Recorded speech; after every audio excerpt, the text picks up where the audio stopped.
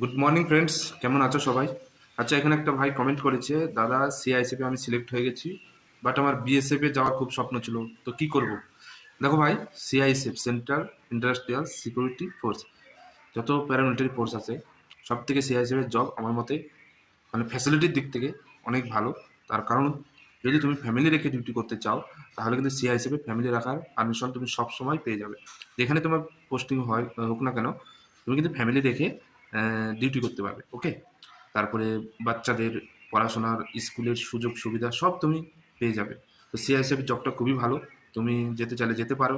But BSF এর যদি তোমার স্বপ্ন হয়ে থাকে, নেক্সট যখন 2025-এ ভ্যাকেন্সি বেরিয়েছে ওটা তুমি এক্সামের জন্য প্রিপারেশন নাও, ঠিক আছে? বাট সিআইএসএফ জব ভালো, কোনো অসুবিধা নেই, তুমি যেখানে যাও না কেন ফ্যামিলি রেখে ডিউটি করতে পারবে, ঠিক আছে? কিন্তু বিএসএফ কিন্তু সবসময় তুমি সুবিধা পাবে না ফ্যামিলি রাখা, তার কারণ বিএসএফ কিন্তু বর্ডার সাইটেই বেশি পোস্টেড থাকে, এর জন্য সবসময় সেই সুযোগটা হয়ে ওঠে না।